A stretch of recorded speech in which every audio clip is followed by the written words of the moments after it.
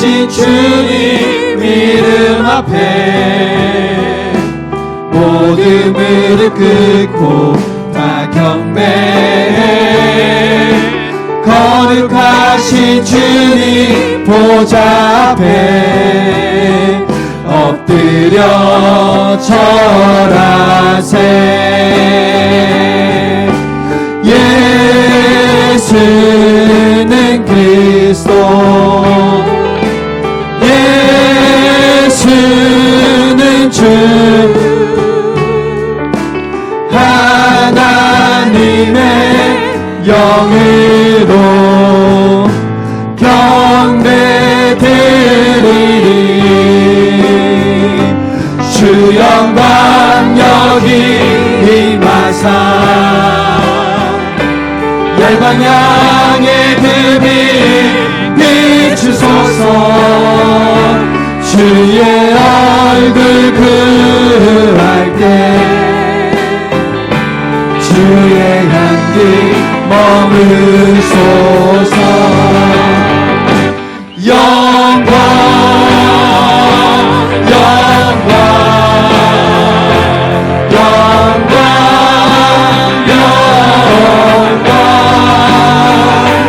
영광 영광 영광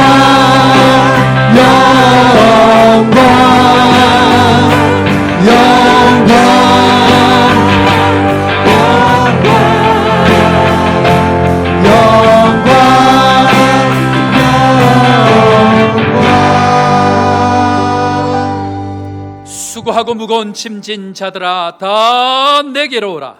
내가 너희를 쉬게 하리라. 하나님은 영이시니 예배하는 자가 영과 진리로 예배할지니라. 하나님 아버지, 오늘도 주 앞으로 불러주심을 감사합니다. 감사함으로 주님 앞에 나아가지만 오늘도 여전히 아픈 자들이 있습니다. 슬픈 자들이 오늘도 여전히 우리 가운데 있습니다. 오늘도 그들을 주님께 맡깁니다. 치료와 회복의 은혜가 있도록 오늘 예배 가운데 우리와 함께하여 주옵소서. 주님만이 우리의 빛과 생수 되심을 믿습니다. 우리 인생의 목마름을 채우시고 우리 걸음의 빛과 등불로 함께하여 주옵소서. 주님이 이 나라를 위해서 기도합니다.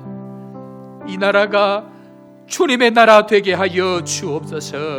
위정자들을 새롭게 하여 주시고 역사가 변하여 하나님 나라 될 수 있도록 이 나라를 축복하여 주옵소서. 미워하기보다는 사랑하게 하시고 책망하기보다는 아끼는 마음을 주시고 왜 그렇게 하느냐고 말하기보다는 내가 뭘 도와줄지 고민하고 기도하는 저희들로 변화시켜 주옵소서. 오늘도 주를 믿고 나아갑니다. 예배 가운데 우리의 마음과 생각을 바꾸시고 우리의 삶과 가정과 삶의 터전이 천국 될 수 있도록 우리를 인도하여 주옵소서. 삼위 하나님의 영광을 기대합니다. 우리 예배 가운데 함께 하실 주님을 기대합니다. 오늘도 우리와 함께 하시고 반드시 그렇게 되게 하실 주님 찬양하옵고 나사렛 예수님의 이름으로 기도드립니다. 아멘. 나는 전능하신 아버지 하나님 천지의 창조주를 믿습니다. 나는 그의 유일하신 아들 우리 주 예수 그리스도를 믿습니다. 그는 성령으로 잉태되어 동정녀 마리아에게서 나시고 본디오 빌라도에게 고난을 받아 십자가에 못 박혀 죽으시고 장사된 지 사흘 만에 죽은 자 가운데서 다시 살아나셨으며 하늘에 오르시어 전능하신 아버지 하나님 우편에 앉아 계시다가 거기로부터 살아있는 자와 죽은 자를 심판하러 오십니다. 나는 성령을 믿으며 거룩한 공교회와 성도의 교제와 죄를 용서받는 것과 몸의 부활과 영생을 믿습니다. 아멘. 함께 주님을 찬양합시다. 우리 박수 치며 찬양합시다.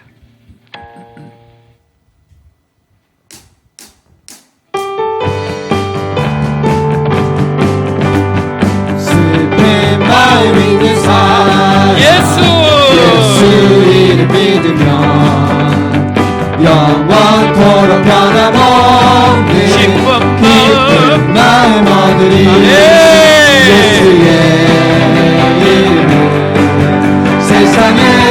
소망이요 예수의 이름은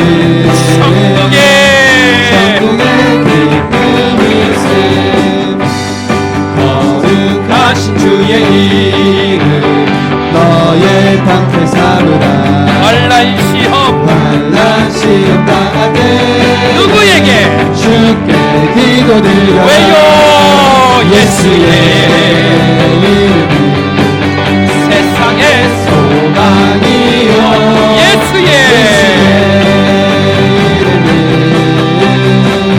천국의 기쁨일세 존귀하신 주의 이름 너의 기쁨 되도다 주의 품에 안길 때에 기뻐 찬송 부르리 예수의 이름은 세상의 소망이요 예수의 이름은 천국의 기쁨일세 우리 갈 길 나간 후에 보좌 앞에 나와 왕의 왕께 경배하며 멸류관을 드리 예수의 이름은 세상의 소망이요 예수의 이름은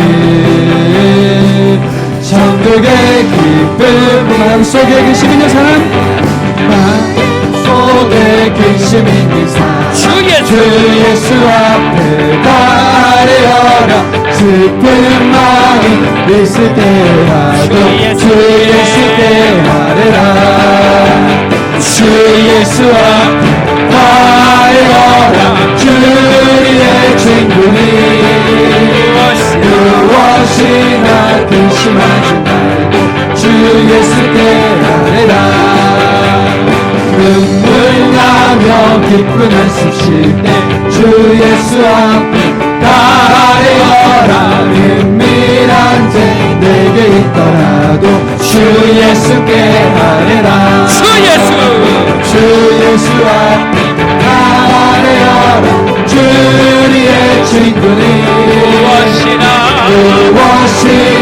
근심하지 말고 주 예수께 아뢰라 외로움과 두려움 있을 때 주 예수 앞에 달려라 내일을 염려하지 말고 주 예수께 아뢰라 주 예수 앞에 달려라 주의 친구니 무엇이나 근심하지 말고 주 예수께 아뢰라 죽음 앞에 겁을 내는 누구 앞에 주 예수 앞에 달려라 하늘 나라 바라보는 자여 주 예수께 아뢰라 주 예수 앞에 달려라 주의 친구니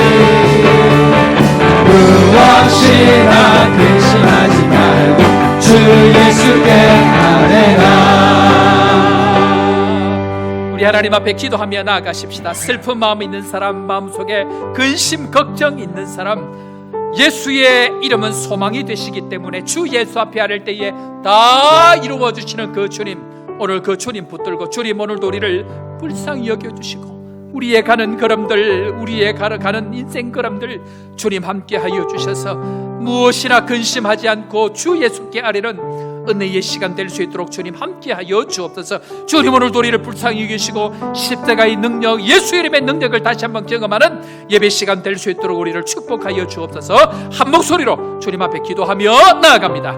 하나님 아버지 은혜를 감사합니다. 오늘 이 시간도 주님 앞에 슬픈 마음으로 근심 걱정으로 주님 앞에 나온 성도들 주님 오늘 이 시간도 불쌍히 여겨주시고 다시 한번 주 예수 앞에 예수의 이름 붙들고 다시 한번 나아갈 때 우리 인생의 새로운 소망이 되시고 능력이 되시는 주님 붙들고 다시 한번 일어서는 은혜의 시간 되도록 주님 함께하여 주옵소서. 염려, 근심, 걱정으로 나온 모든 성도들 십자가의 보혈의 능력으로 다시 한번 일어나게 하시고 담대하게 염려 걱정 내려놓고 내일 일 염려하지 아니하고 하늘나라 바라보며 담대하게 나아가는 우리 모든 성도들 될 수 있도록 주님 우리와 함께하여 주옵소서.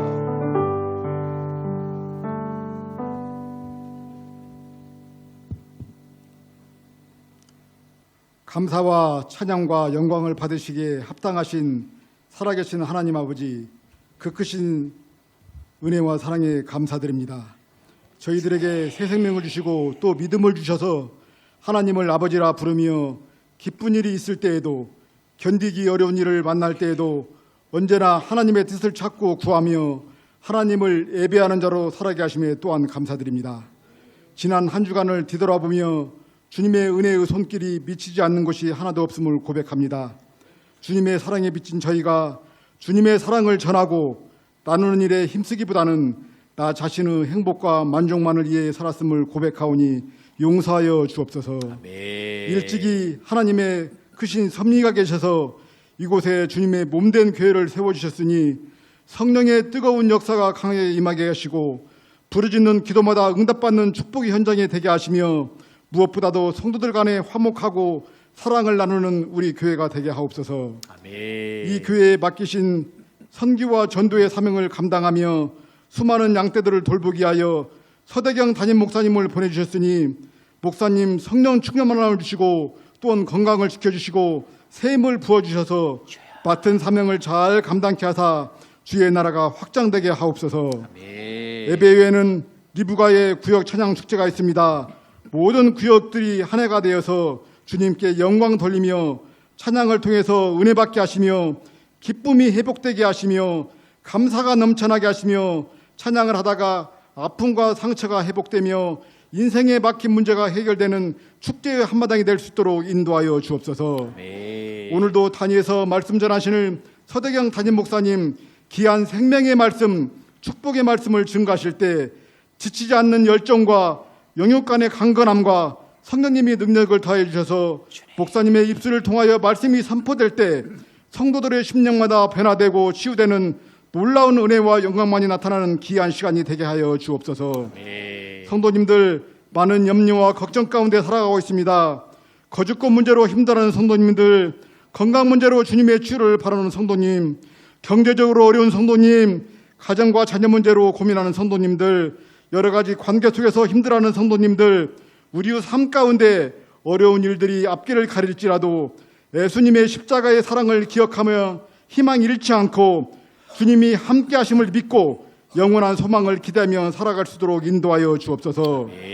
예배를 위하여 이 시간에도 보이지 않는 곳에서 봉사하는 많은 손길들을 축복하여 주시고 찬양되어 감사로 올리는 찬양을 기쁘게 받아 주옵소서. 사랑의 주님, 우리 가운데 임재하여 주시고 우리의 예배를 받아 주옵소서. 주님 감사합니다. 사랑합니다. 예수 그리스도 이름으로 기도드립니다. 아멘. 주님.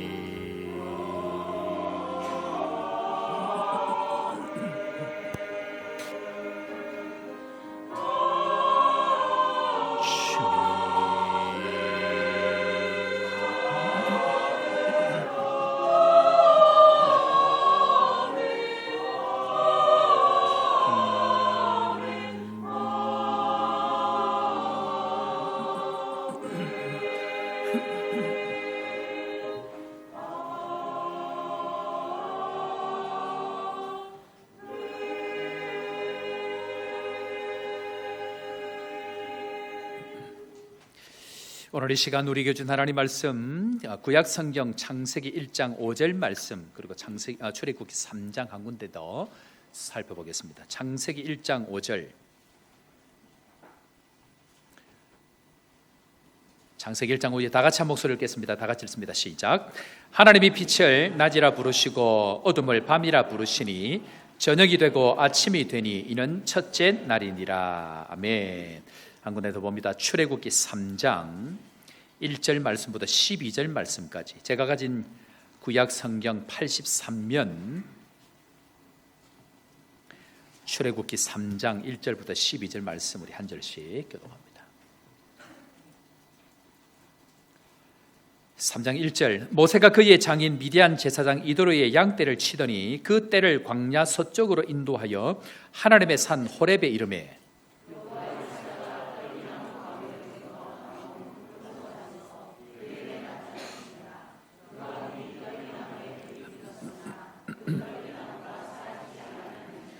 이에 모세가 이르되 내가 돌이켜 가서 이 큰 광경을 보리라 떨기나무가 어찌하여 타지 아니하는고 하니 그때에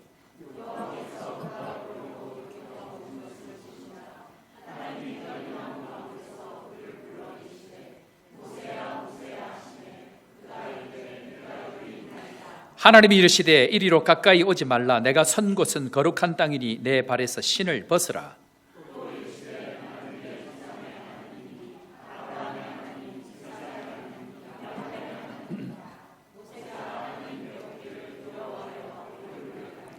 여호와께서 이르시되 내가 애굽에 있는 내 백성의 고통을 분명히 보고 그들이 그들의 감독자로 말미암아 부르짖음을 듣고 그 근심을 알고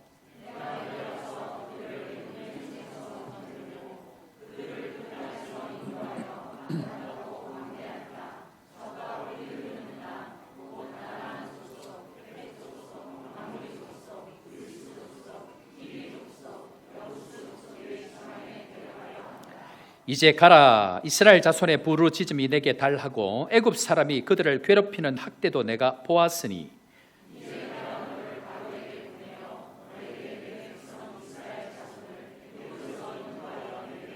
모세가 하나님께 아뢰되 내가 누구이기에 바로에게 가며 이스라엘 자손을 애굽에서 인도하여 내리이까. 다 같이 하나님이 이르시되 내가 반드시 너와 함께 있으리라.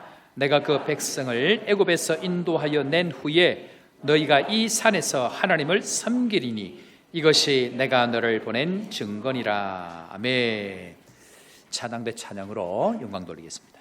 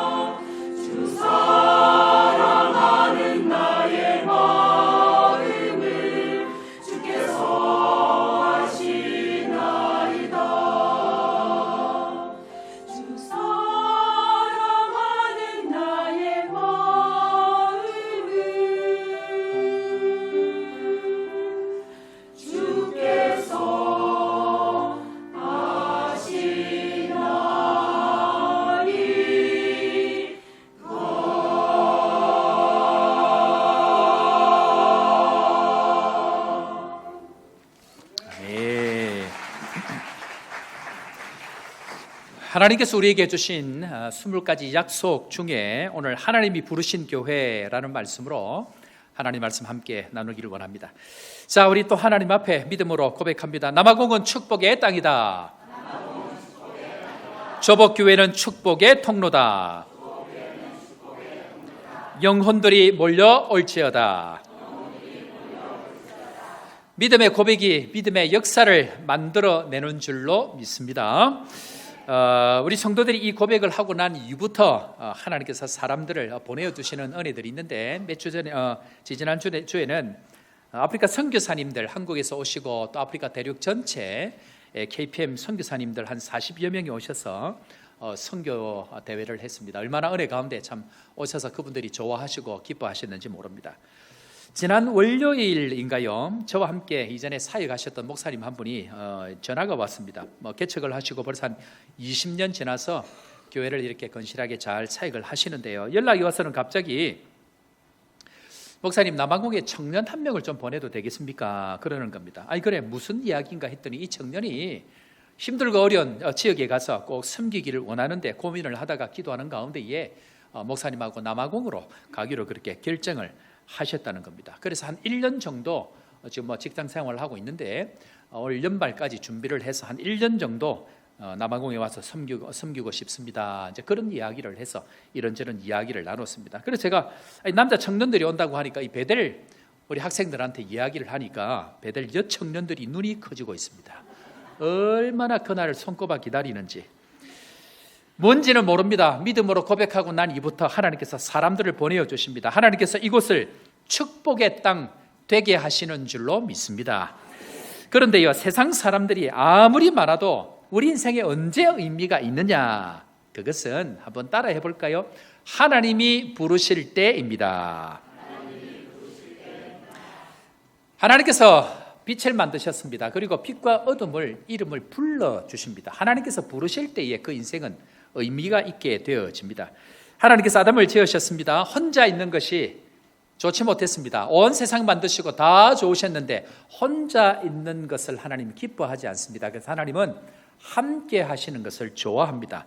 하와를 지으셨는데 이 하와를 짓고 난 이후에 하나님께서 둘이 함께 있게 하셨습니다. 그런데 이 아담이 이 하와에게 이름을 지어줍니다. 창세기 22장 23절에 가보면 이름을 짓는데 누가 이름을 지었는가? 자, 우리 창세기 23장 2장 23절 우리 다 같이 한번 읽고 첫 시간 첫 구절 아멘으로 화답합니다. 다 같이 읽습니다. 시작.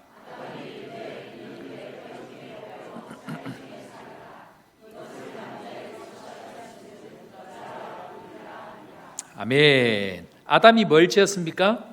하와의 이름을 여자로 짓습니다. 여자라고 부르리라라고 이야기합니다. 아담이 하와를 불러줄 때 그의 인생은 의미가 있게 되어집니다. 이름을 새롭게 지어줄 때 그 존재의 정체성이 확인이 되어집니다. 이름을 부르는 것이 곧 그의 정체성이 되어지는 것, 그것이 하와에게만 그런 것이 아니고 창세기 2장 19절에 가보면 하나님께서 온 세상 만물을 만드셨습니다. 그리고는 그 만물들을 전부 아담에게 전부 이끌어와서 아담 앞으로 데려옵니다. 그리고는 아담이 이름을 붙여줍니다. 창세기 2장 19절 자 한번 볼까요? 다 같이 한번 읽어봅니다. 19절입니다. 시작.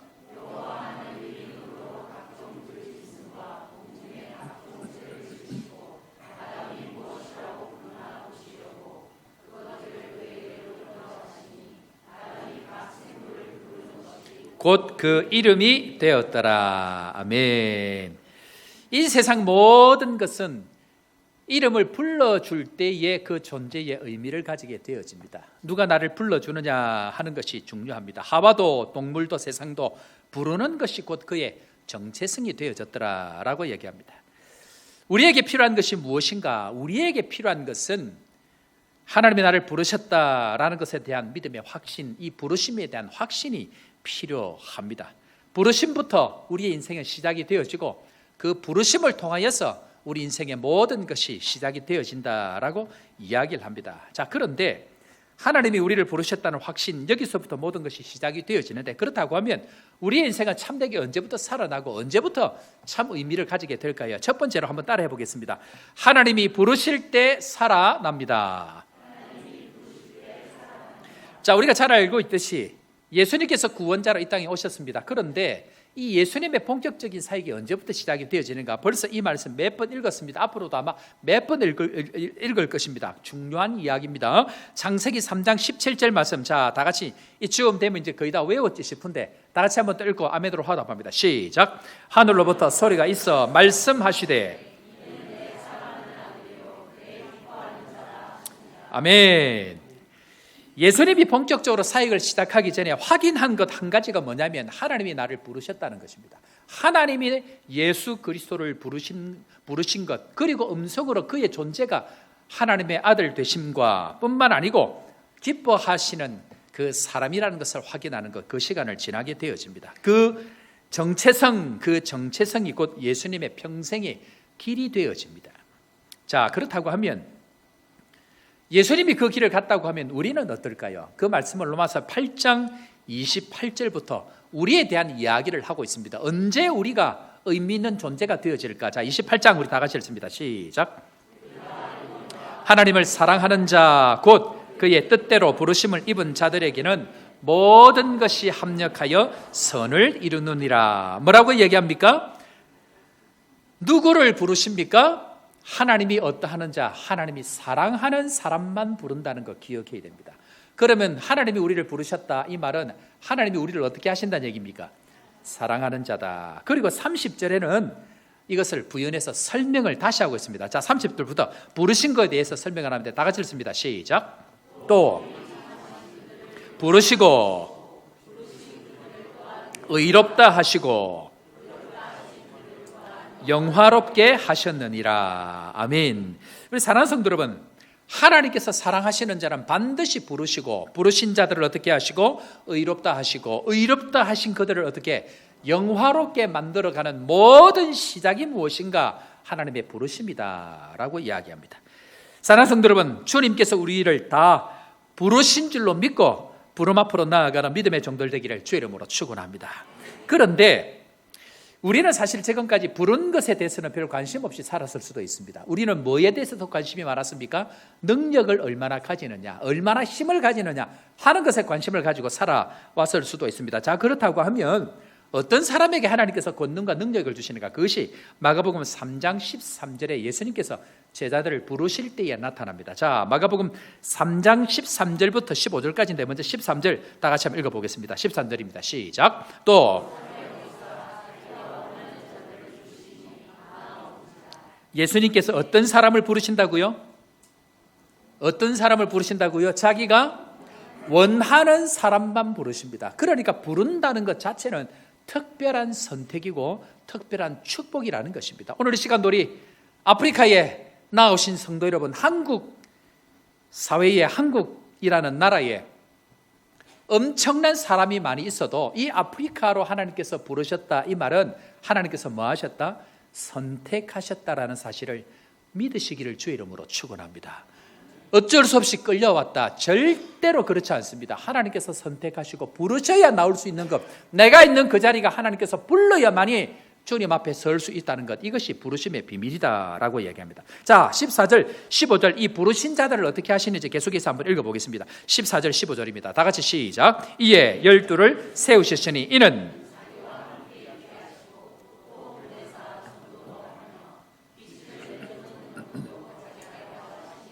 자, 오늘 예수님께서는 부르신 이유를 세 가지로 설명합니다. 자, 첫 번째는 뭐라고 얘기합니까? 왜 부르셨다고요? 자기와 함께 있게 하기 위해서 부르셨다. 첫 번째. 두 번째는 뭡니까? 권능을 주시기 위해서 부르셨다. 세 번째는 무엇입니까? 전도하기 위해서 우리를 부르셨다. 다시 합니다. 예수님께서 우리를 부르신 목적, 첫 번째는 뭐 하시기 위해서? 우리와 함께 있기 위해서. 부르실 때는 주님이 나와 함께 있다는 거 믿으시기를 주 이름으로 축원합니다. 두 번째, 이 함께 있는 자들에게는 주님 반드시 권능도 주십니다. 그래서 주님께서 어떤 일을 시키기 위해서 불렀다, 이 말은 필요한 능력도 주시고 필요한 권능도 주신다라는 것이 오늘 제자를 부르실 때 우리에게 샘플로 보여주십니다. 나머지 세 번째는 무엇입니까? 함께 있을 뿐만 아니고 하나님의 복음을 전하는 그 일에 전도도 하게 하시려고 우리를 부르셨다. 오늘 이렇게 이야기를 합니다. 저는 개인적으로 몇 번 말씀을 드렸습니다만 고등학교 1학년 때 예수를 만났습니다. 그리고 몇 년 지나서 얼마 되지 않아서 주님께서 저를 사역자로 부르셨습니다. 기도의 깊은 은혜 자리에 들어가면 주님께서 무려 3번이나 저를 부르셨습니다. 그런데 저는 너무 죄송하고 너무 황송해서 우리가 알고 있는, 그 당시 제가 알고 있는 목사님들은 너무 거룩한 분이고 참 보통 분이 아니어서 아무나 사역을 하면 안 되는 줄 알았습니다. 그래서 주님, 저는 못합니다. 3번을 그렇게 했는데 실은 굉장히 겸손한 것 같지만 그건 제가 뭐라고 그랬습니까? 겸손을 가장한 교만이다, 그렇게 했습니다. 중요한 것은 주님이 부르실 때는 그냥 가는 게 제일 겸손한 겁니다. 그런데 문제는 그렇게 하지 못했습니다. 죽을 고생했습니다. 13년 동안 오도 가도 못하는 엄청난 광야의 세월을 보냈습니다. 그런데 감사하게 무엇인가? 하나님께서는 두 손 들고 주의 부르심에 나아갈 수밖에 없는 환경을 만드셨습니다. 그리고 신대원 시험 치고 온 그날 제가 늘 기도하는 그 자리에서 앉아서 기도할 때에 하나님께서 제 마음 가운데에 그 부르심에 대한 확신을 주시면서 말씀을 주십니다. 내가 지금부터 강하고 능한 편팔로 내가 너와 함께 할 것이다. 무엇입니까? 부르심에는 강하고 능한 능력도 주시고 은혜도 주시고 주님께서 함께 하신다는 것을 말씀을 통해서, 약속을 통해서 다시 한번 확인하는 시간들을 주셨습니다. 우리 사랑하는 성도 여러분, 주님 부르실 때에 얼마든지 능력 주시는 줄 믿고 권능 주시는 줄 믿고 주님 앞으로 나아가는 주의 종들 되기를 주의 이름으로 축원합니다. 하나님이 언제 일하시는가? 우리 인생에 하나님 언제부터 일할까요? 자, 두 번째로 다 같이 한번 따라해 보겠습니다. 부르심에 응답할 때 하나님이 일하십니다. 여러분들 사무엘을 잘 아실 것입니다. 사무엘 선지자. 어릴 때부터 주님 앞에 드려져서 성전에서 살아가게 되어졌습니다. 그런데 하나님께서 사무엘에게 나타나서 사무엘아 무려 3번을 부릅니다. 그런데 사무엘은 그 부르심에 응답하지를 못합니다. 왜 그럴까요? 그것이 무엇인지 도대체 몰랐기 때문에 그러합니다.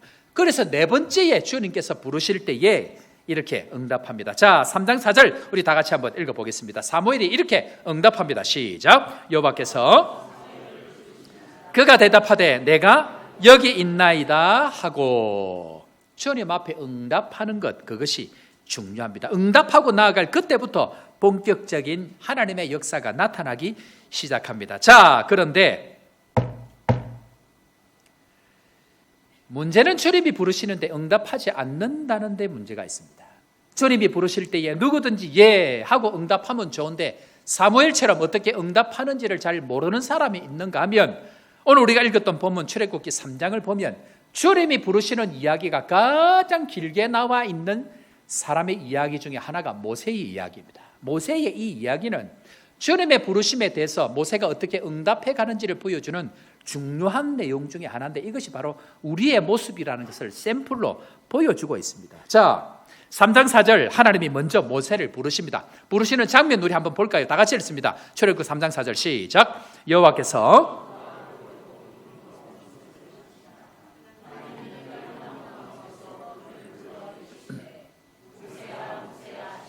그가 이르되 내가 여기 있나이다. 아멘. 모세는 원래 죽었어야 하는 인생입니다. 태어날 때부터 죽은 거나 마찬가지인 인생입니다. 애굽 왕이, 애굽에 살아가는 이스라엘 백성들이 너무 번성을 하니까 그 아이들 전부 태어나자마자 다 죽이라고 명령을 했습니다. 죽어야 되는 인생입니다. 그런데 하나님께서 산파에게 은혜를 베푸셔가지고 모세를 죽이지 않고 숨겨서 키웠습니다. 더 이상 숨기지 못하자 이 산파 키우는 걸 그만두고 이제는 갈대 상자에다가 나일강에 띄워서 보내기로 작정을 합니다. 그런데 하나님 또 은혜를 베푸셔서 기적적으로 바로왕의 공주를 통해서 모세가 물에서 건짐을 받는 은혜를 경험합니다. 왕궁에 살면서 하나님 은혜 베푸셔서 친어머니를 유모로 불러들여서 거기에서 어릴 때부터 하나님을 배우게 됩니다. 하나님에 대해서 알게 되어집니다. 문제는 안다고 사라지지 않더라는 것입니다. 안다고 아는 대로 행해지지 않더라는 것입니다. 모세는 하나님을 알았지만, 하나님을 배웠지만 자기 성질대로 살았습니다. 하나님을 안다고 자기 성질 내려놔지지 않는 것, 그것이 우리 인생의 본질입니다. 성질이 얼마나 강한지 자기 뜻대로 안 되니까 사람을 그냥 죽여버립니다. 얼마나 성질이 들어오면 자기 동족 그대로 죽여버리고 도망자로 살인자로 평생 광야 무려 몇 년 동안 40년 동안을 살아가게 되어집니다. 여러분, 광야에서 한 40년쯤 지나고 나면 사람이 변할까요? 심하게 변할까요? 어디서 그런 이야기를 들으셨습니까? 절대로 그렇지 않습니다. 오늘 우리의 오해를 풀어야 됩니다. 자, 모세 40년 동안 광야에서 보냈는데 모세가 변했는가? 변하지 않았습니다. 모세가 얼마나 찔기게 안 변했는지를 오늘 그 부르심 앞에 모세가 어떻게 반응하는지를 우리가 한번 살아볼 텐데요. 얼마나 고집스러워졌는지, 얼마나 신념과 고집과 아집이 강한지 오늘 이 모세의 이야기를 한번 좀 더 깊게 한번 살펴보려고 하는데요. 일반 사람들은 광야 40년쯤 지나면 변할 것 같습니다. 고난을 당하면, 어려운 세월을 보내면 사람이 변할 것 같습니다. 그런데 제가 교회 안에서 오랫동안 신앙생활을 해보는데요, 그렇게 광야의 세월을 보내고도 변하지 않는 사람들을 제가 수도 없이 만납니다. 자, 이런 얘기할 때는 눈을 맞추면 안 돼. 자기 보고 하는 얘기인 줄 알고. 자기 고집, 자기 아집이 얼마나 강한지, 광야의 거친 환경, 그 험한 세월을 살아가다 보니까 더 거친 모습으로, 더 악한 모습으로, 더 아집된 모습으로 살아가는 사람들을 수도 없이 만나게 되어집니다. 어느 날 모세가 떨기나무에 불은 붙었는데 나무가 타서 없어지지 않는 것을 보고 가까이 가서 그것을 보려고 나아갔는데 하나님께서 모세를 부르십니다. 출애굽기 3장 4절 다시 봅니다. 제가 봅니다. 여호와께서 그가 보려고 돌이켜 오는 것을 보신지라 하나님이 떨기나무 가운데서 그를 불러 가라사대 모세야 모세야 하시매 그가 가로되 내가 여기 있나이다. 광야 40년 정도 보내고 나면 이야, 드디어 하나님께서 나를 만나 주셨구나.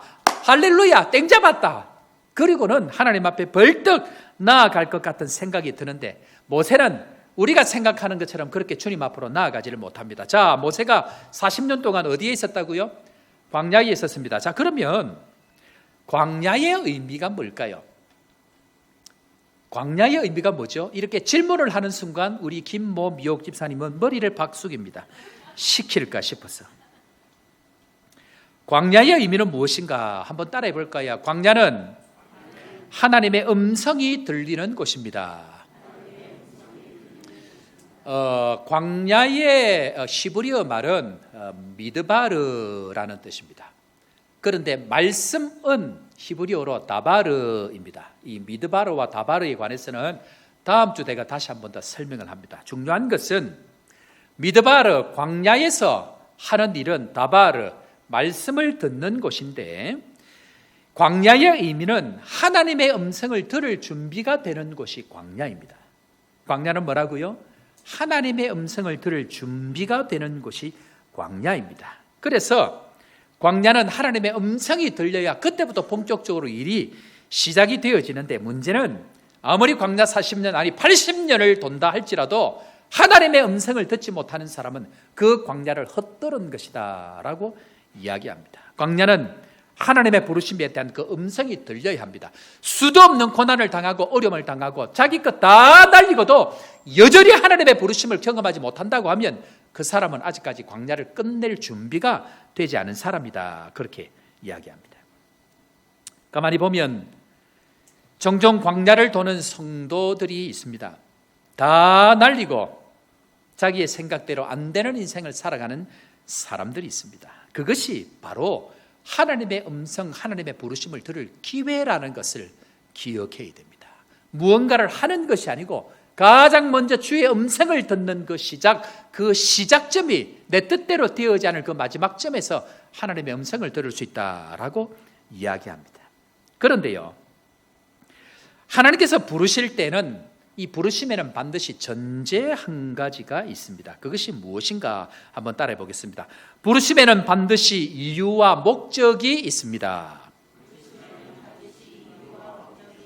자, 출애굽기 3장 10절에 가보면 모세야 모세야 부르시고 반드시 부르심에는 그 이유와 목적이 같이 가고 있습니다. 3장 10절 우리 다 같이 함께 읽고 아멘으로 화답합니다. 시작. 이제 내가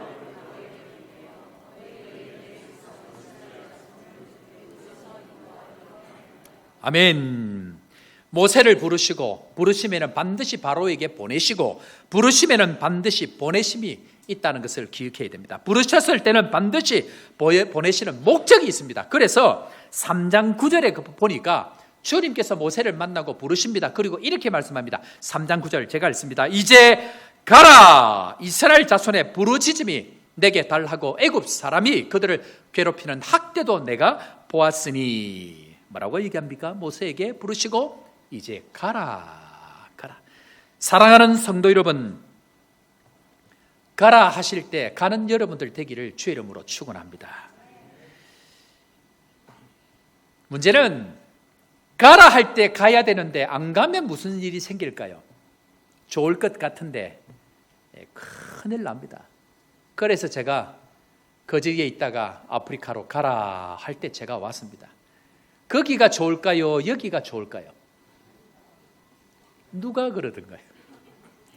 주님이 보낼 때는 이유가 있습니다. 이유는 제가 선교지에 있다가 한국을 간 것은 한국이 더 급하기 때문에 그러합니다. 한국에 가서 해야 될 급한 일이 있기 때문에, 더 중요한 일이 있기 때문에, 긴급한 일이 있기 때문에 거기에 보냅니다.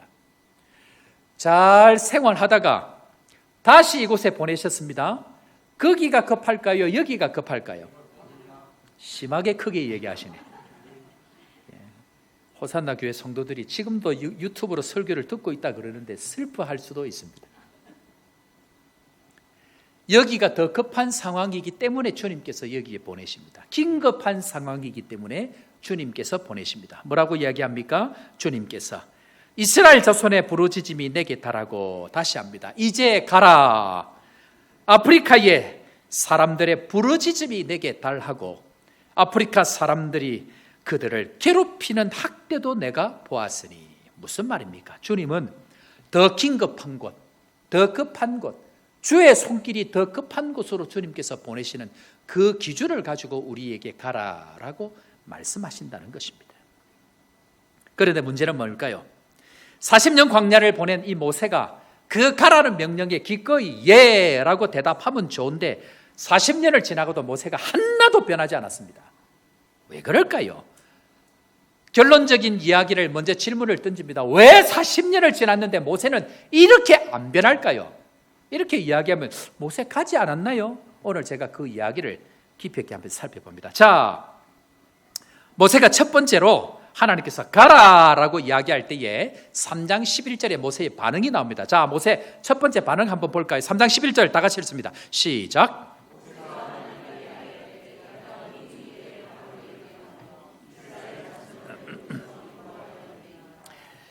기억해야 됩니다. 우리는 광야를 지나도 절대로 변하지 않습니다. 사람들이 고난을 당하면 변할까요? 안 변합니다. 왜 그럴까요?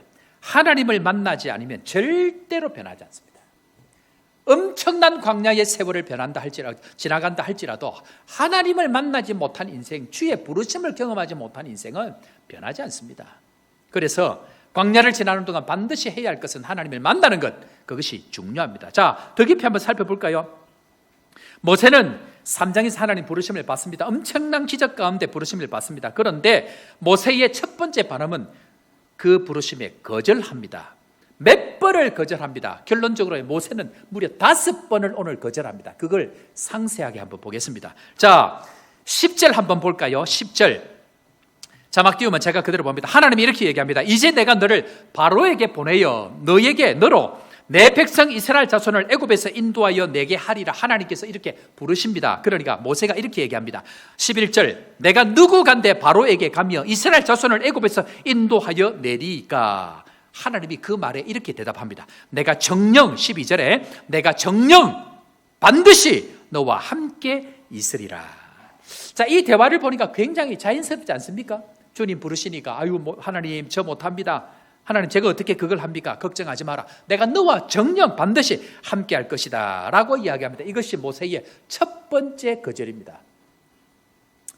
뭐 이 정도까지는 괜찮을 수 있습니다. 자, 그런데 3장에서 이제 4장으로 넘어갑니다. 4장으로 넘어갈 때에 대화는 계속 이어집니다. 3장 마지막까지는 왜 모세를 부르고 거절을 하니까 하나님께서 설명을 쭉 합니다. 그 설명을 다 듣고 난 이후에 4장 1절에 가가지고 모세가 이렇게 합니다. 자, 4장 1절 모세의 이야기 우리 한번 읽어볼까요? 시작.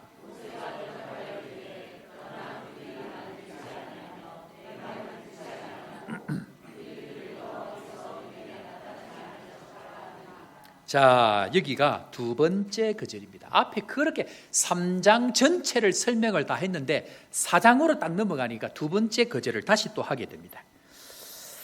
이제 이 정도 되니까 하나님께서 기적이 필요하다가 본인이 직접 체험하는 기적이 필요하다고 생각이 되어져서 이때에 지팡이와 손과 물을 통해서 모세가 직접 기적을 경험할 수 있도록 은혜를 베푸십니다. 이 정도까지도 얼마든지 할 수 있는 내용입니다. 부르심에 대한 확신을 기적을 통해서 보여주십니다. 자, 그런데 여기에서 그치지 아니하고 이 엄청난 기적, 지팡이가 뱀으로 변하고 손이 나병이 들었다가 낫고 물을 부었는데 하수가 변하는 이 이야기를 하나님 해줘도 모세가 세 번째로 또 거절합니다. 자, 봅시다. 10절 다시 한번 읽겠습니다. 4장 10절입니다. 시작.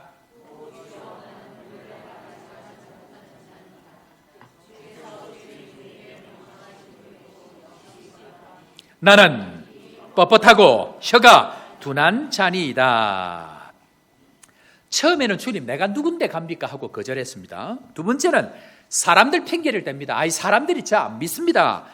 세 번째는 뭡니까? 주님 나는 입이 어떻습니까? 뻣뻣하고 혀가 둔한 사람입니다. 자신의 세 번째 거절은 자신의 능력을 핑계 삼습니다. 한마디로 나는 능력이 없습니다. 이 정도까지 되니까 제가 말씀드린 대로 세 번 정도 제가 부인했기 때문에 모세의 이 심정이 이해가 되어집니다. 그런데 놀라운 것은 하나님의 반응입니다. 4장 11절에 가니까 입이 뻣뻣하고 혀가 둔한 사람이다 하니까 하나님께서 이것에 대해서 답을 다시 줍니다. 자, 4장 11절 다 같이 읽습니다. 시작.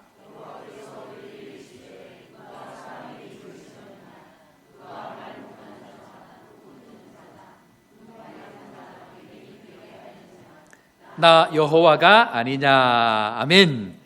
입과 혀는 누가 지 너의 능력 누가 지냐? 내가 준다. 걱정하지 말고 능력은 반드시 하나님이 주니까 걱정하지 말고 가라. 이제 가라. 내가 내 입과 함께 있어서 할 말을 가르치리라. 12절 그렇게 하나님께서 설명을 하고 계십니다. 저는 종종 이런 것들을 경험합니다. 무슨 말입니까?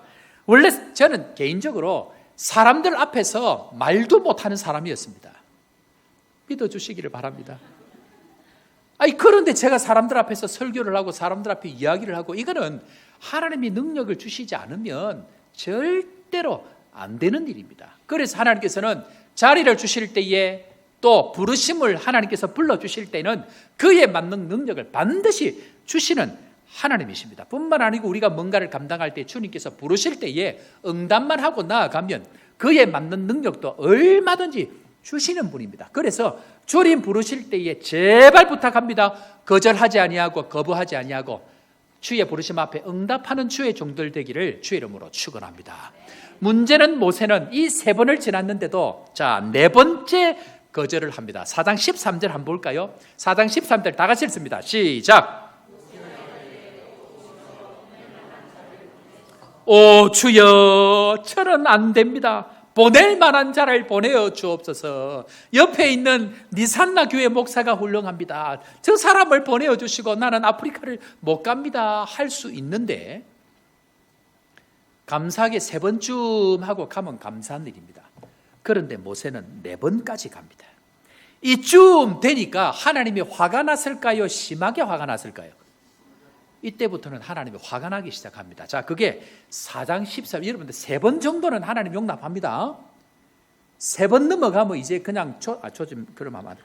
이제는 박살을 내기 시작합니다. 자, 4장 14절 한번 보겠습니다. 하나님은 어떻게 하시는지 다 같이 읽습니다. 시작. 자, 하나님이 이제는 화가 난 겁니다. 화가 나서 이제는 하나님의 목소리가 올라가기 시작합니다. 그리고는 하나님께서 모세가 말도 못하고 못한다 하니까 대안을 제시를 하십니다. 그 뒤에 한번 우리 자막 계속 한번 볼까? 4장 14절 여호와께서 시작. 여호와께서 모세를 향하여 노하여 이르시되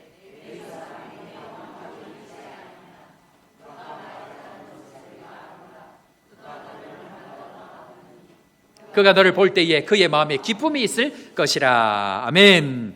여러분 하나님이 부르실 때는 우리에게 능력을 다 줬기 때문에 부르는 게 아닙니다. 우리가 능력이 없어도 주님 부르심 앞에 응답하면 나의 모자란 부분을 채울 사람을 반드시 준비하시고 예비하시고 함께 하신다. 이걸 오늘 보여주고 계십니다. 그런데 우리는 이걸 믿지를 않는 거예요. 제가 이 남아공 오려고 보니까 사람이 없는 거예요. 교육자들이 다 못 온다는 거예요. 비자가 안 된다는 거예요. 그런데 제가 믿은 게 있습니다. 하나님 반드시 좋은 사람을 예비하셨을 것이다. 그래서 와보니까 그 유명한 홍모 성인 목사님이 계신 거예요. 이분한테만 이야기하면 안 되는 게 없네. 안 시켜봤죠? 얼마나 뭘 잘하시는지 이야기를 하면 전부 다 하는 거예요. 또 와보니까 관리집사님이 계시네. 이분도 우리 집에 뭐 고장났다겠지 뭐. 우리 집에 왔는데 무엇이 이상하게 됐는지 화장실이 벌써 몇 번이나 고장이 나는 거예요. 집사님한테 이야기하니까 문제가 다 해결이 되고 막혀있던 변기가 뻥 하고 뚫리는 거예요. 뿐만 아니고 이야기만 하면 다 되는 그런 능력의 일들을 주변에 우리 교인들을 다 준비시키고 계시다는 것. 우리 사랑하는 성도 여러분, 나의 능력 보지 아니하고 주의 예비하심 믿고 나아가는 은혜가 있기를, 이 믿음이 있기를 주의 이름으로 축원합니다.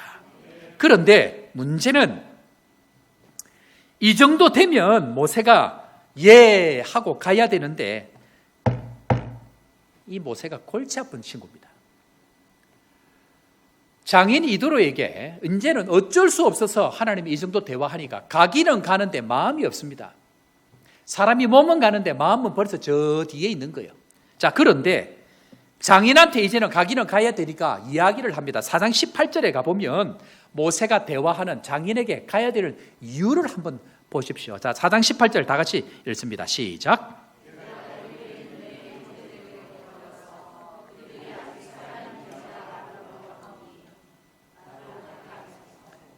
그러니까 모세가 장인 이드로에게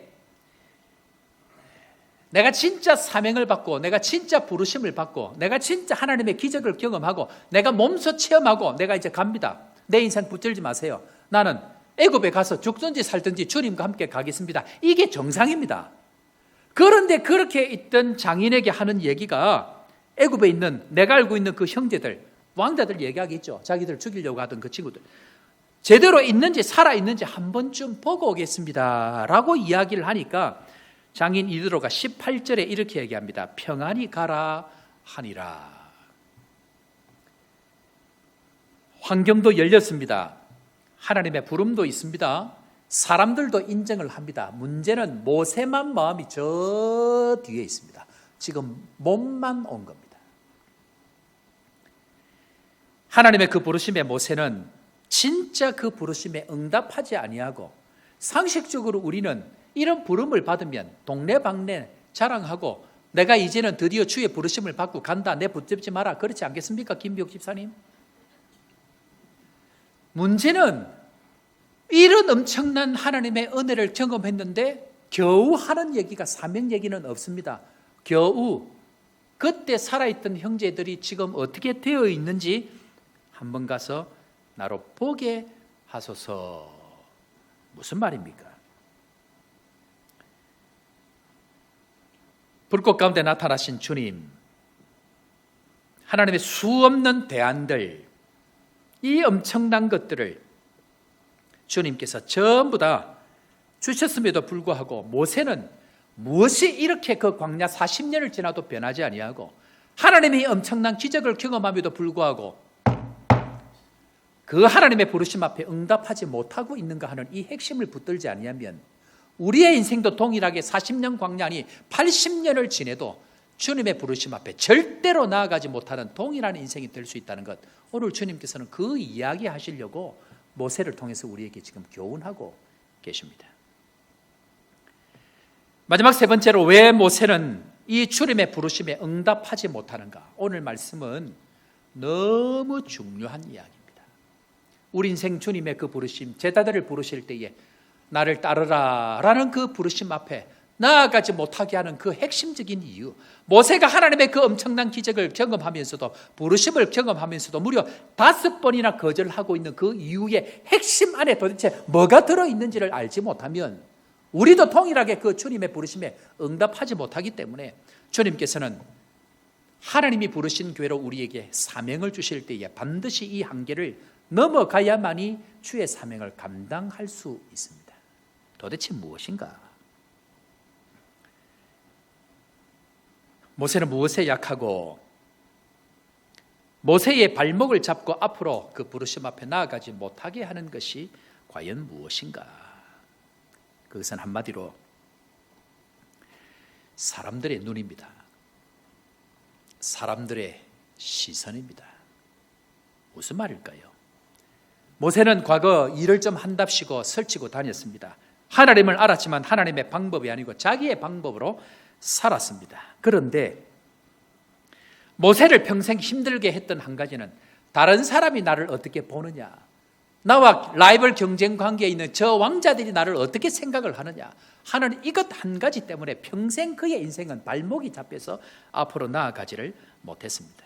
사람들의 눈, 사람들의 시선, 사람들의 시각, 이것에 자유하지 못하면 평생 우리는 주님이 수많은 기적으로 날마다 우리에게 보여주셔도 그 주님의 부르심 앞에 절대로 앞으로 나아가지를 못합니다. 모세가 40년을 지났습니다. 그런데 그 40년 지나고 무려 하나님께서 50번의 기회를 줘서 하나님 앞에 그 부르심에 응답하라고 이야기함에도 불구하고 모세는 하나님 앞에 몸만 같이 마음을 가지 않습니다. 그러니까 하나님께서 출애굽기 4장 24절에 가보니까 모세가 죽을 위기에 당하게 됩니다. 누구에게요? 하나님이 죽이려고 합니다. 그리고 길가에서 자고 있는 그 숙소에서, 길의 숙소에서 하나님이 친히 찾아오셔서 모세를 죽이려고 합니다. 그것이 4장 24절, 우리 다 같이 한번 읽어보겠습니다. 출애굽기 4장 24절 다 같이 시작. 모세가 길을 가다가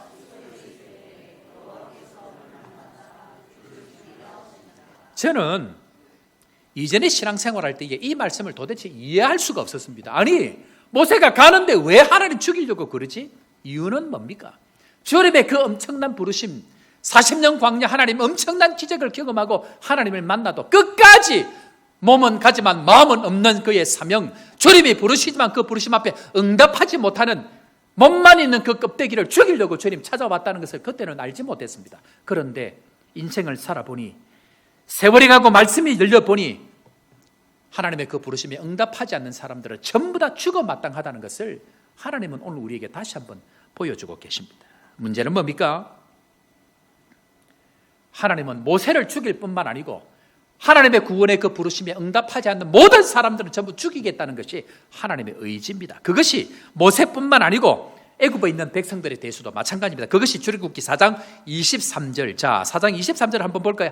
하나님께서 얼마나 이 구원의 마음이, 의지가 강력한지 한번 보십시오. 4장 23절 다 같이 읽습니다. 시작. 내가 내게 이르기를 내 아들을 보내주어 나를 섬기게 하라 하여도 내가 내 아들 내 장자를 죽이리라 하였다 하라 하시니라. 무슨 말입니까?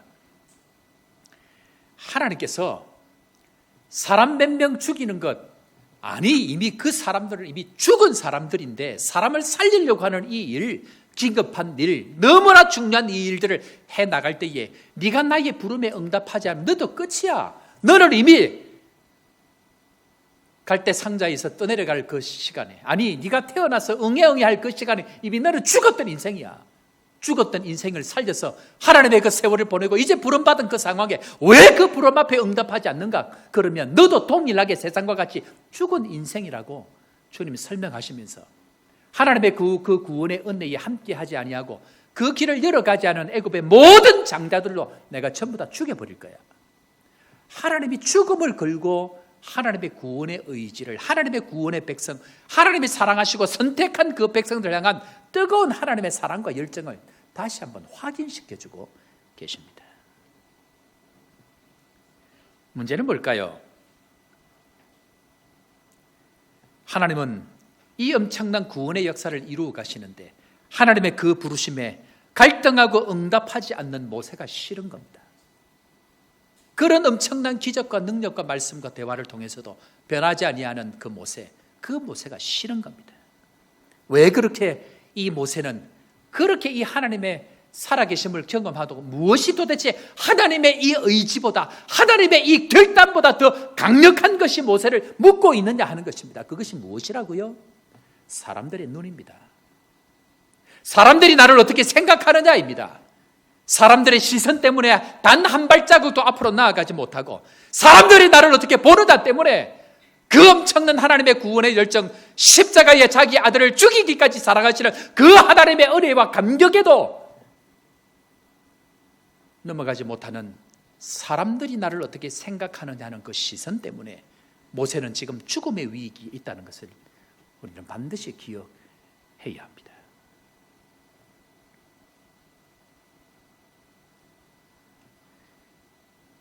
이 모든 것에, 모세 마음 가운데 있는 이 모든 것의 정체는 무엇인가? 그것은 바로 자존감입니다. 하나님이 나를 부르셨다는 이 자존감, 하나님께서 나를 구원하셨다라는 이 자존감, 하나님이 나를 부르셨다라고 하는 이 자존감, 이 자존감이 없는 사람은 끊임없이 부정적인 사람이 됩니다. 끊임없이 거절하고 거부하는 사람이 됩니다. 사람들의 눈을 의식하고 하나님의 시각, 하나님의 부르심보다 더 크게 여기고 살아가는 사람은 날마다 기적을 경험하고 날마다 은혜를 경험하고 수도 없는 능력을 경험함에도 불구하고 하나님의 그 부르심에 나아가지 못하는 인생으로, 아니 길을 가다가 길가에서 죽어버릴 수밖에 없는 인생으로 살아가게 되는 것, 이 자존감을 회복하지 못할 때 우리는 그저 그런 인생으로 살아가게 되어져 있다는 것입니다. 우리 사랑하는 성도 여러분, 주님은 우리 조복교회를 하나님께서 부르신 교회로, 하나님께서 부르신 사명 있는 교회로 살아가기를 원하십니다. 문제는 무엇입니까? 사람들의 눈.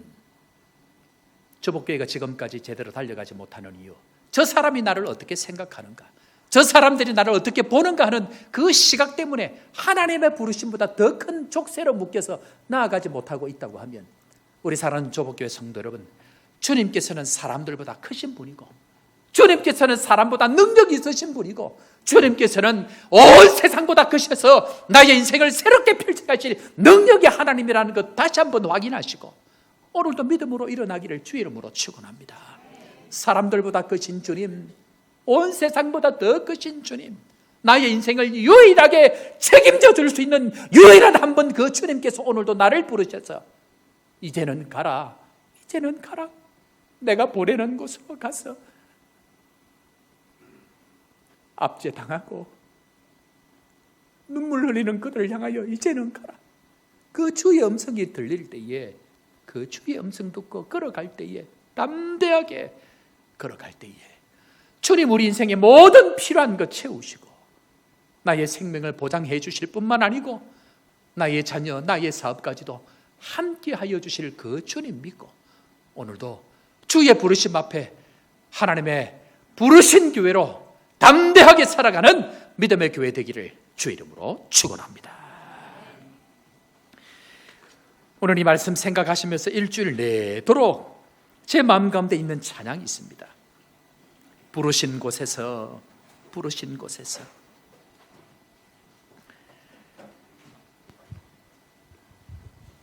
따스한 성령님 마음으로 보내 내 몸을 감사하며 주어지는 평안함, 만족함을 느끼네. 어디서요? 부르신 곳에서. 이어서 우리가 찬양할 찬양곡은 시선이라는 찬양입니다.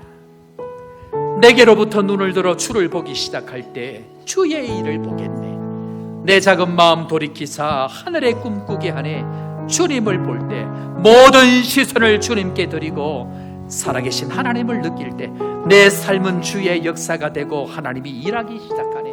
오늘 이 두 곡 찬양을 함께 부를 텐데 주님께서 우리를 부르십니다. 그리고 우리의 시선을 사람들의 시선, 사람의 눈이 아니고 오로지 주님 부르신 그 부르심 앞에 응답하고 나아갈 때 우리의 땅을 바꾸시고 우리의 가정을 바꾸시고 다시 한번 이 땅을 새롭게 하실 그 주님 다시 한번 기대하면서 주님 앞에 찬양합니다. 따스한 성령님,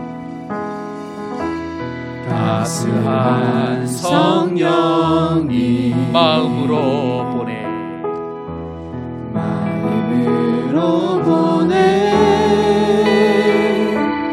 내 몸을 감싸며 주어지는 평안함, 주어지는 평안함, 만족함을 느끼네. 만족함을 느끼네. 사랑 진리에 한 줄기 빛보내 한 줄기 빛보내 내 몸을 감싸며 주어지는 평안함 그 사랑을 느끼네. 어디서요? 그 사랑을 부르신 곳에서 부르신 곳에서 나는 예배합니다. 예배하네 어떤 상황에도 나는 주님을 예배합니다. 상황에도 나는 예배하네 부르신 곳에서 예배하네 어떤 상황에도 나는 예배하네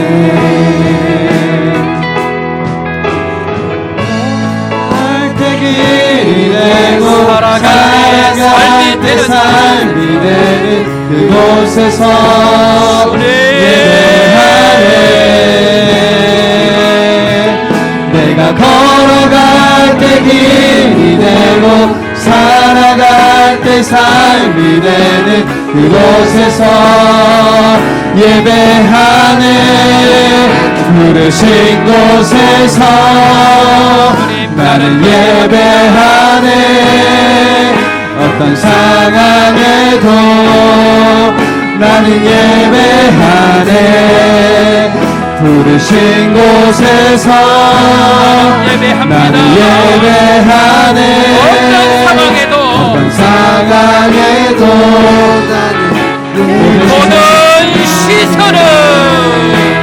모든 시선은 주님께 드리고 살아계신 하나님을 느낄 때 내 삶은 주의 역사가 되고 하나님이 일하기 시작 모든 시선을 주님께 드리고 살아계신 하나님을 느낄 때 내 삶은 주의 역사가 되고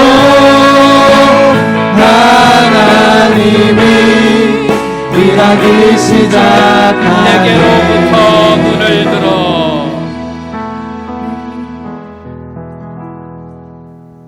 기도합니다.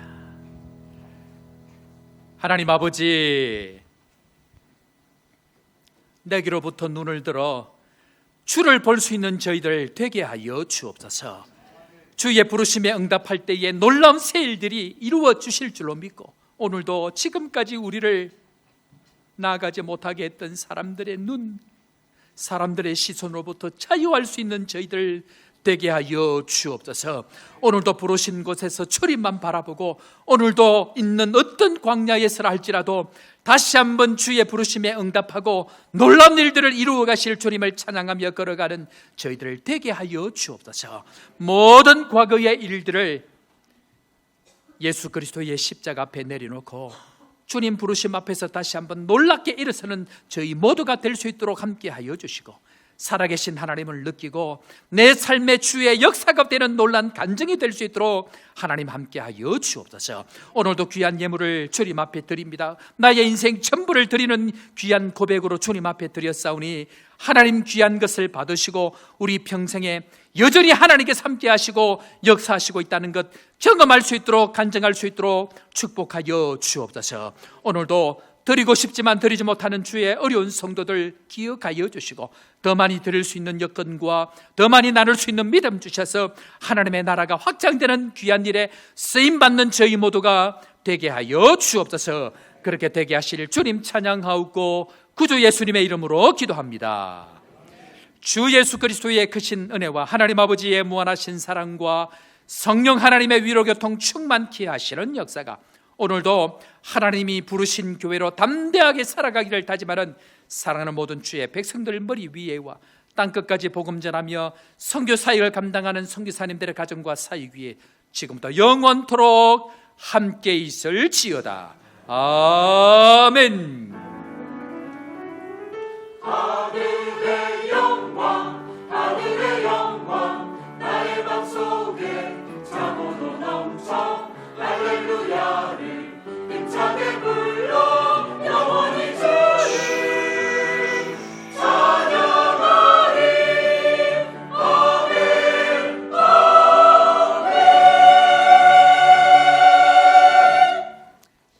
할렐루야. 자, 우리 이렇게 인사 한번 옆 사람하고 인사 한번 해볼까요? 하나님의 부르심에 응답합시다. 그래요. 주의 부르심에 응답할 때 그때 우리 인생의 새로운 역사가 이루어진다는 거 믿으시고 또 믿음으로 나아가기를 바랍니다. 자, 교회 소식 전할 텐데요. 오늘 또 새로 오신 우리 성도님들 계시는데 또 인사하는 시간들을 가지도록 그렇게 하겠습니다. 김종식 목사님인가요? 김종식 목사님 조카 되시는 분인 것 같은데요. 출장차 방문하셨습니다. 정성희 성도님 어디 계십니까? 예, 그래요. 박수 한번 환영할까요? 네, 감사합니다. 네, 고맙습니다. 네. 그리고 출장차 오셨네요. 김병민 어디 계십니까? 예, 저 뒤에 계십니다. 그래요. 감사합니다. 고맙습니다. 회사원이시고 두 분 다 회사원이신데 오늘 또 오셔서 진심으로 감사. 마치고 난 이후에 새가족 부실에서 잠시 교제하도록 그렇게 하겠습니다. 교회 소식 계속 전하도록 하겠습니다.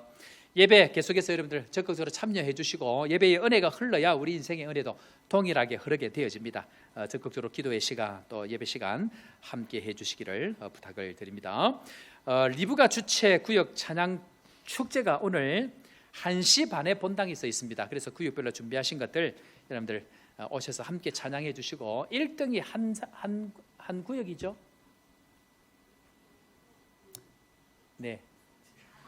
1등이 아니고 한 구역을 정하는데 어쨌든 한 구역을 정하는데 음정박자 저는 이런 거 보지 않습니다. 제가 정한 기준 하나가 있습니다. 오늘은 정한 기준 하나가 있는데 거기에 부합하는 한 팀을 드립니다. 그렇게 하는데 네? 예? 그게 뭘까요? 예, 그거는 알려드리면 안 되고 곡은 다 정하셨죠? 곡은 정했으면 이미 이제 다 지나간 버스입니다. 그리고 각 구역의 모든 곡들 악보를 전부 다 저한테 주셔야 됩니다. 그 악보 속에 기준이 있습니다. 오시면 평생 한 번도 경험해 보지 못한 심사 기준을 들으시게 될 것입니다. 구역별 찬양축제 마치고 난 이후에 전기당에 있습니다. 수요 저녁 기도회는 이번에 울산 남부교회 김대현 목사님 오셔서 또 말씀 전해주시겠는데요. 모잠빅 그다음에 에스와티니 선교차 오셔서 조복에 1박 2일 계시는 동안 또 오셔서 말씀 전해주십니다. 정말 귀한 목사님인데 오셔서 함께 또 말씀의 은혜 함께 나누시면 좋겠습니다. 다음 주일 성찬 예식이 있습니다. 경건한 마음으로 준비해 주시길 바랍니다. 정기 재직회 다음 주일 예배 후에 있습니다. 정교인 기도회 다음 주일 오후 1시에 있으니까 여러분들 적극 참여하시고 새가족 공부가 그 시간에 진행이 되어집니다. 그래서 여러분들 적극적으로 준비해 주시기를 부탁을 드립니다. 목적 헌금 우리 야외 카페 작정 헌금 우리 드리기로 결정을 해서 하는데요. 헌금 내실 때에 목적 헌금이라고 쓰시고 야외 카페라고 쓰시고 이름과 함께 써서 각 가정별로 개인별로 그렇게 내주시면 좋을 것 같습니다. 지금 여러분들이 신청하고 또 헌금해주고 계시는데 헌신하는 마음으로 또 교회를 세워가는 마음으로 개인 별로 신청해 주셔서 참여해 주시면 좋겠다 그렇게 생각이 되어집니다. 적극적으로 참여해 주시기를 부탁을 드립니다. 분이엘 원나잇 캠프가 4월 7일 8일 있는데 방학을 맞이해서 아이들이 있는데 여러분들 적극적으로 격려해 주시고 관심 가져주시고 특별히 우리 분이엘 아이들 또 실로암 아이들이 교회 오는 것을 즐겨하고 기뻐합니다. 또 교회에서 집에 가는 것을 굉장히 힘들어합니다. 그래서 교회에 있을 때에 격려하고 기도하고 먹이고 재우고 조지면 안 되고 아이들을 훈련시켜야 됩니다. 그래서 여러분들 적극적으로 격려해 주시고 아이들 통닭이나 피자도 혹시 또 여러분들 마음에 있으신 분들은 지원하셔서 아이들이 또 은혜의 시간 될 수 있도록 그렇게 함께해 주시기를 부탁을 드립니다. 정교인 대신방 계속 진행되고 있는데 여러분들 적극 참여해 주셔서 빨리 진행이 되도록 그렇게 해주시길 바랍니다. 아이 돌봄이 모집하는데 광고만 지금 계속 합니다. 제가 다른 이야기를 안 합니다. 기도하시고 헌신해 주시길 바랍니다.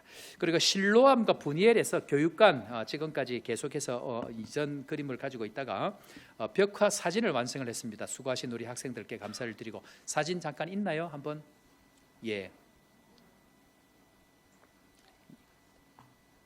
저 이제 그림이 전부 다 의미가 있습니다. 그 태초에 만든 것들, 그 다음에 떨기나무 뭐 이런 것들, 동방박사 뭐 이런 것들을 다 이제 넣어가지고 전부 다 했습니다. 저기는 요나 이야기도 들어가 있고 뭐 그런 전체적으로 이제 그런 컨셉을 가지고 한 것 같아요. 중고등부 아이들 또 우리 분해 실로암 아이들이 했는데 얼마나 감사한지 수관 아이들이 뜨거운 격려 박수 한번 할까요? 네.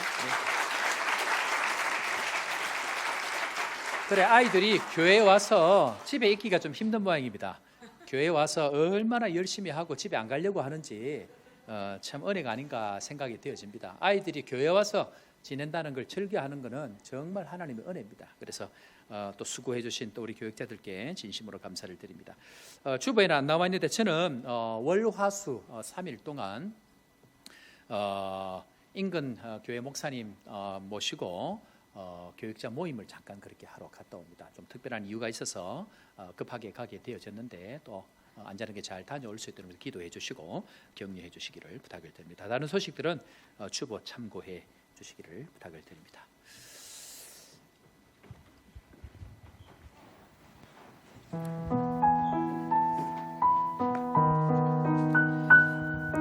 사랑하는 성도 여러분,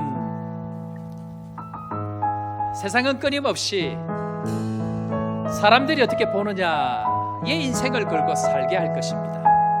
그러나 우리 인생이 새로워지는 그 순간은 주님의 그 부르심, 주님이 나를 바라보시는 그 시각, 나를 사명자로 부르신 그 부름 앞에 응답할 때에 우리 인생이 의미가 있다는 것 다시 한번 기억하고 우리 주님 참 좋으신 그 주님 붙들고 한 주간 동안 또 부르심에 응답하고 나아가는 것 다시 한번 각오하면서 함께 찬양합니다. 참 좋으신 주님, 참 좋으신 주님, 귀하신 나의 주, 늘 가까이 계시니 나 두려움 없네. 내 영이 고날 때, 내 마음 낙심될 때, 내 품에 안기라 주님 말씀하셨네. 광야 같은 세상